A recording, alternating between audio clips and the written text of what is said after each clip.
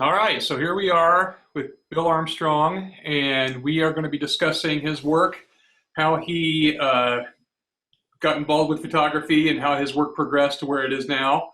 And just so you know, if you're online on the actual meeting with us, there's a little button on the bottom right of the chat window, and you can raise your hand if you want to ask a question. And I think that's it. So I'm going to introduce myself. I'm Mike Rippey. I'm the digital archivist and multimedia producer for the Snipe Museum of Art. I also manage Yield. And this is I think our third artist interview, so we'll see how it goes. Bill, if you want to introduce yourself and just, give a quick introduction, and then we'll just kind of jump into other questions. And Okay, yeah, hi, I'm Bill Armstrong. I'm a fine art photographer. I live in New York City. I've been shooting color for a long time, since the 1970s. I'm working on my main project, the Infinity series, for about 20 years, although I've expanded beyond that recently. And I got to know Michael through the good fortune of being nominated for an award with the museum, which I did not end up winning, but being nominated was cool, and I got some work published in the magazine because of that, which I thought looked pretty good. So I'm happy to be here and try to talk a bit about my work, although it's a little disconcerting to be doing a live video on the computer, which I've never done before, but hopefully it'll work out. yeah, so far so good. So questions I would have is, how did you determine that you wanted to become a photographer or artist, however you define yourself? And then kind of how did that kind of progress? Like, what did you get involved in? Kind of what prompted you to kind of participate in the world of photography? Well, in 1974, I had a chance to go on a trek to South America. And so I thought I should bring a camera with me. And, back then, not everybody even had cameras. And I had a friend who was a professional photographer, and we spent a couple afternoons together, and he told me to get a, Canon, I guess it might have been FTB. And then he took me out and showed me how to work it, and taught me about the golden hour and underexposing slide film, which was what we used in those days, and underexposed Kodachrome. And so I went on this trip, and I came back, and I liked the pictures that I took. And, it was relatively easy to make what I thought were reasonable, photographs. And so I thought, wow, I think this is my medium. So that's the way it happened. It wasn't something that I was like about 22 at the time. It wasn't like a really early start. So It seems like a lot of photographers kind of fall into it sometimes. You just kind of, just pure happenstance. You'll just be doing something. That's kind of what happened with me. I was in the high school newspaper photography and never thought of, getting involved really in photography as a fine art form. And then it just happened. So, I think that happens a lot of the time, because the technology, comparatively is still really new. So when that happened and you went through that kind of experience, how did you move on and kind of explore the idea of fine art photography? Well, I was working in restaurants for many years, and so I spent some time with that same friend, and he taught me black and white, darkroom, and I did that for about a year. I joined a co-op that had a nice darkroom, but then I just thought that the world was in color, and I didn't really understand I just didn't really have that much of a connection to the black and white world, although in those days that was the fine art world. Mm-hmm. So I decided to be a color photographer, and people kind of laughed because that was really for commercial. And but the guy who really influenced me was Ernst Haas. That's it's Haas, and he's a little bit forgotten now, I think. But almost all the good ideas one could have with shooting in color, he had them. And he really inspired me. And so I kind of, I might have copied some stuff, ideas he had, or just, I wanted to make things that were abstract or that were different. I had some idea, again, based a lot on his work, of doing something that wasn't, like straight imagery. So I just I kept doing that for a long time. And I guess I could jump to some of my early work. Yeah, if you want to start with the early work and then maybe progress to what you're doing currently, or the other way around, it's completely up to you. I think from where you want to start is the beginning. I think it makes some sense to go into the early work now, but I have to remember how to get it. I've got it on my screen. Okay. What do I do here? So on the bottom it says share screen, and then when that comes up, you want to click on the window. Click on this PowerPoint, I guess. Yeah. Double click on that, and then get into the first image. So that works. You can see that? Yeah, it looks great. So after trying a bunch of different things, I happened to be on a trip to Italy in, I think, 1980, and I saw these, amazing torn posters on the streets, and I was just fascinated by them. And so that was the first thing that I really did that was, like a real series that I was really into and I thought made some sense. And I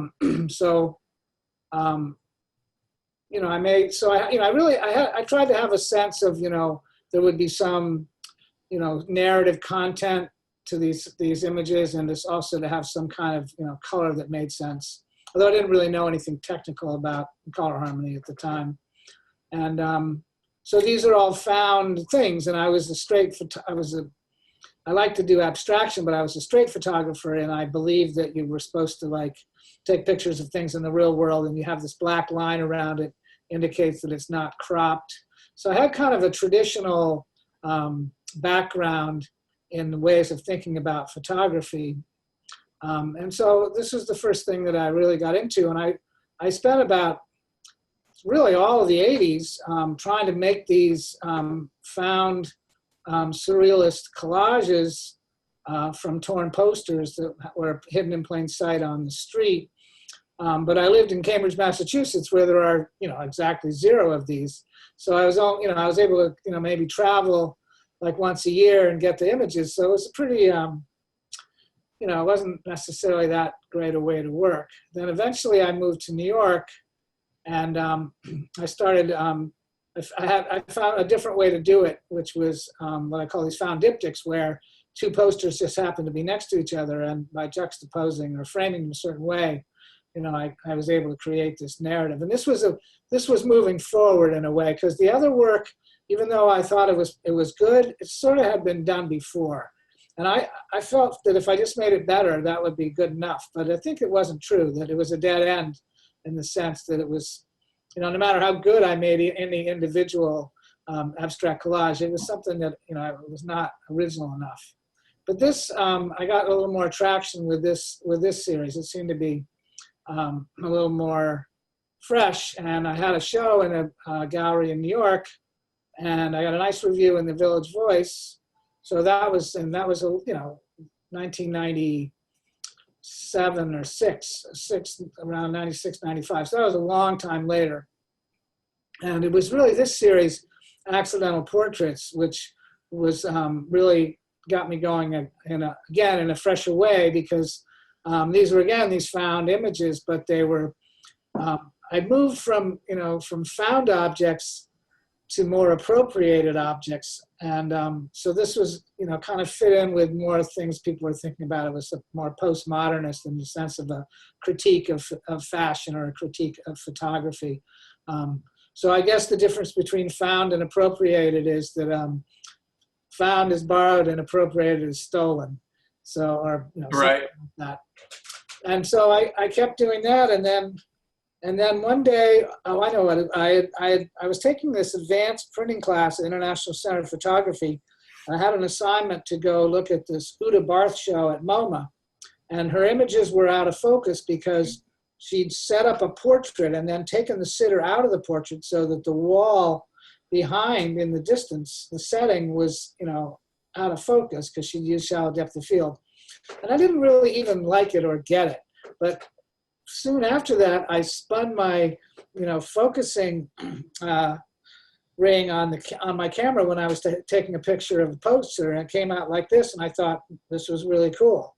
So accidentally, I started making these blurred images, as I say, pretty much by accident and pretty much on the spur of the moment. And then it turned out that I made blurred images for 20 years. So I think it's kind of a, maybe a kind of a good story about how, a lot of times you just have to be working and doing stuff, and that will lead you someplace. It's probably not the place that you thought it was going to lead you. And that's the way it works. In that early work, it really looks like Rosenquist, like the kind of collage paintings that he would make too. So it's interesting that I don't know how much influence he had on your work, but I could really see that kind of pop in there, kind of these juxtaposed images, and then some pop, because they're posters and billboards, they have kind of this pop feel to them. Right, because it's lowbrow, it's advertising. It's all from advertising. And, these are from advertising, and all of my work is basically taken from other sources. And that's, Susan Sontag said something about like all the photographs have been taken. Mm-hmm. And back then, that was much earlier maybe in the 80s. And I really took that to heart. I thought that really made sense. So I wanted to use work from images that had already been taken. And turns out that was an apocryphal statement. I mean, there was tons of great photography that came after that, but I really took that seriously. And so what happened is that I was taking these on the street, but then I realized, well, if I'm going to blur them and manipulate them that way, it's no longer important that it's a found thing, and that I should follow all these rules that I was following of the straight photographer. So I changed my method, and I started shooting out of magazines at home. So I still gathered magazines from the trash. So I kind of had my hand in the street a little bit, but I started using, as I say, just taking a advertising picture, a fashion picture, and then blurring it, and made these abstractions, which I thought was pretty exciting, and I really liked it. I did that for a while, and then the next step was that, well, this is just an ad or a fashion shot. But then I decided I could have more control over it if I cut out the figures and put them on a background that I had made up rather than take it out of a magazine. And that was the really big step where the Infinity series really started, where I started making these collages and then photographing them out of focus. One other thing too, you said you were influenced by Uta Barth, and a lot of her work is this idea that you can create this great work from your home or from the space that you're in. Right. It's interesting that you kind of made that conscious decision also, that I don't have to be on the street. I can come in and be, in a space where I live and work, versus kind of being out in the open and trying to hunt down what you want to photograph. Right. Well, it was a lot easier, to collect, 50 magazines from the trash on like Tuesday mornings or whatever it was, and just come home and look through them, and then try to pound the paper all the time. Right. I kind of missed it, pounding the paper in a way. But. So anyway, we left off here. So this is 1999, and then I started, really making these collages of appropriate images, which had this sort of ephemeral, parallel universe kind of feel to them. And this is what I've been doing now for a long time. So there's, this was in 1997, so this is, basically 20 years. Although in the last 2 years or so, I've been branching out. So there are about, I think, 17 or more portfolios within this Infinity series, starting with those early figures, and then doing some portraits that were verticals, and then I did a series with African masks. So how did you determine where you wanted to go with this? Was it just kind of exploring and just trying different things? And Was there what inspired you, for example, with the African masks? Like what connection did you have with this that made you want to kind of move in this direction? Well, I'll go back and I'll go to the. I was doing all the figures, and then I decided I wanted to do something abstract. So I went in a bit of a different direction. I made what I call a mandala series, where instead of appropriating an image, I just cut up circles of colored paper and made a collage out of it and photographed it out of focus. And they came out really well, and they had this sort of pulsing, throbbing feel, which seemed to really make sense in terms of them being mandalas and being of some, sort of transcendental reference, so I did. That was the second thing I did. And then after that, I wanted to go back to something figurative. I have to jump around a little bit. That's okay. Interesting because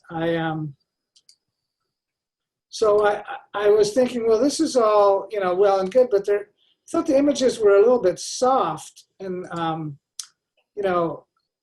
and I wanted to get more of an edge to it, but of course there's no edge. But right. I found that by just changing the way the color palette and the images, I was able to get a more, kind of a darker, more, I guess, edgy kind of feel to it. And that was, I thought, successful. So that got me that was the transition that next went to the masks. And basically what I started doing was I would start going to the libraries and just looking through, or bookstores, and just looking through books, in search of like something that was going to survive, my blurring and still have something left. And once I found something where that would work, then, I was off and running, and I'd be able to make a whole portfolio. And I kind of made basically pretty much one portfolio a year for, that way, where once I got this idea that I thought was going to work, then, I would really push into it, and I'd make, 40 or 50 images. And then, I'm analog color printer in the color darkroom. I teach color printing still, believe it or not, maybe the last class going in International Center of Photography. I taught a bunch of people last night who for some reason want to do this. But anyway, I would, print every week and, really explore a theme until I was kind of done with it. Yeah, I still think a lot of the community believes that the actual film photography and printed work, I think that still has a lot of value still. And I think this idea of digital technology and inkjet printing, I think it's still kind of in flux. But I run into many photographers that are still using film and kind of value film. And actually, when I talk to the curator of photography at our museum, David Acton, he and I both are really happy to see work that's been shot with film and printed on, color paper. It's just there's still something different about it. Well, I'm glad to hear you say that, but really, there's hardly anybody printing color anymore. I mean, a lot of people are still using film and scanning it. I think, but I think most people they might be making digital C prints, which is kind of a hybrid where you use the laser exposure, but it comes out in the analog process on photo paper. Mm-hmm. But I think it's really kind of going away. Yeah. Or it has gone away. Yeah. I think it's transitioning out, which is kind of sad because I still think the quality is just really, really high. And I know that the digital processes are getting a lot better, but there's still, I think this transition period where, using film and using, color papers and developer and things like that are still, really highly valued. I think it still has a skill set that's needed, I think, to some degree, but it is phasing out. Well, I don't know if there's any. Do you guys still have a darkroom in Notre Dame? Because we still have darkrooms. You have color printer? Yep. Great, I'll be out. I'll come out. They're going to close ICP darkroom next year when they move. Oh, but yeah? One of the reasons I've stayed with film was because the way these transitions are so smooth with analog is really hard to make it happen with the binary pixel process. So Yeah. I'm more in this stuck in the dark room than in the dark room on purpose in a way. Okay. So anyway, what else should we do here? How are we doing for time? I think we're about getting close to the end. Okay, well, let me see if I can maybe throw a wrench in this conversation by bringing up something that's digital. So this is a new, hey, stop that. This is a new body of work I'm working on just now. It's called Partial Appearances, and it's supposed to be able to get bigger here. Come on, there we go. This digital stuff's crazy. This just happens automatically that something gets bigger and then it gets smaller again. Right. Yeah. Anyway, these are new images that are digital, but I used a lot of my figures from my earlier work, and then I shot them on a light table with some vellum or tracing paper over them to make them diffuse, and so you lose the features, but it's not so much that it causes any banding.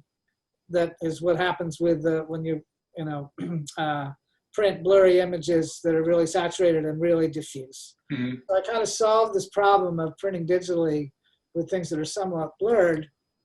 And then I made these different layers of from appropriated stuff from the internet or stuff that I shot out of books. So it's kind of in the same signature as the blurred Infinity series, but in a way it's a little bit different because these are certainly sharp edges here. So I'm kind of, I'm pretty happy with this new body of work, Partial Appearances. And I think it's, it's kind of, I feel like it's about like in-betweenness, that things are, a lot of people's lives or their realities are like in between, social media and reality or cyber and real, maybe like in between trying to figure out what they're going to do.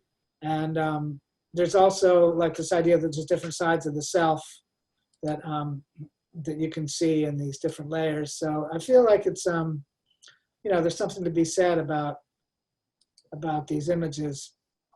Yeah, that last one was really intriguing with the multiple lines. Yeah, that one there's a video movement. I guess it's been going on for the last few years about this kind of idea of glitch art, where it's like, and it kind of fits in with the in-between idea that there's some kind of transition or breakdown in the image, right, and you're not getting all the information. And this one really speaks to that kind of idea of the breakdown. Even that on the what I'm looking at is the left side. Yeah, it even has like kind of barcode feel to it. That real kind of digital push. There's also like a real lot of weird stuff going on in here. Yeah. Get it bigger. See, this is, I don't even understand why this thing jumps to bigger and smaller like that, but not important.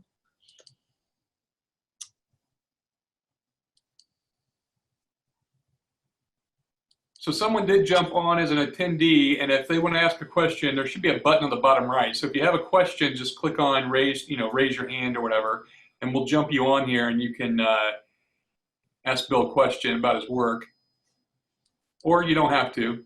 I know sometimes it can be intimidating to jump on here.